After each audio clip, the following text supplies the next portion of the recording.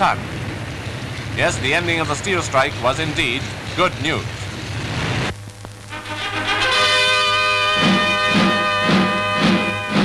FAO, the Food and Agricultural Organization of the United Nations, met in Ottawa last October. Its aim, long-term planning of production and distribution.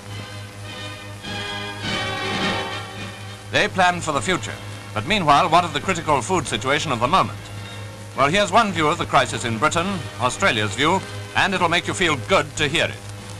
Here is a comparison of the Australian and English food rations. And England has been rationed like this all through the war years.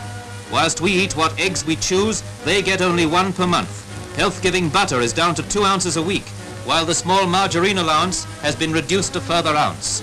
The adult's 12 ounces of meat compares with our 3.5 pounds. Revelations of the desperate situation stir not only England, but her empire partners too. Australian reserves of wheat, held for stock feed, are to be used for hungry human mouths. A proportion of the incoming harvest will be available as soon as ships arrive to transport it, an increased export of 100,000 tons.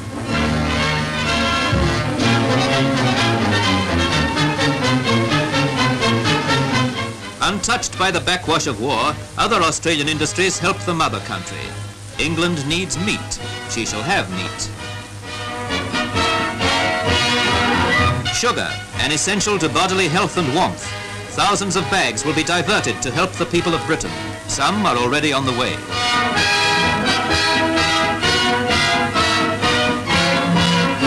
Rich in food, Australia has her chance to recognize in the most practical way the war efforts of her empire partner who has so little. Today, England is so short of cheese that it's a luxury.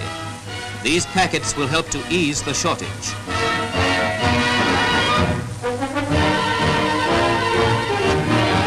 Australia's fruit will help too. Room can be found in the ship's holds for concentrated preserves, such as tomato sauce. Fruit and sugar come out of the bubbling cauldrons as jam, a highly valued luxury to any English housewife whose ration is only £1/4 pound per week.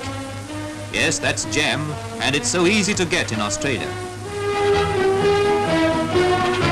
Food for Britain, the service of one partner to another.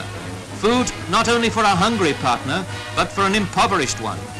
With coffers almost drained after 6 years of gigantic war expenditure, England will, in the meantime, find it hard to pay for her necessities of life, food included.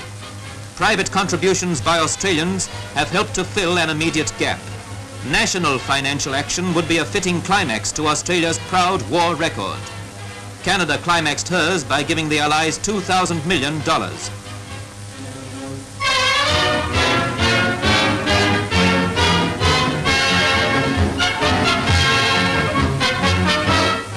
In peacetime, England was Australia's best customer. In wartime, her unswerving friend. Once more, the seas are free, and returning British warships that did so much to free them leave for home with their hangars and magazines filled with food.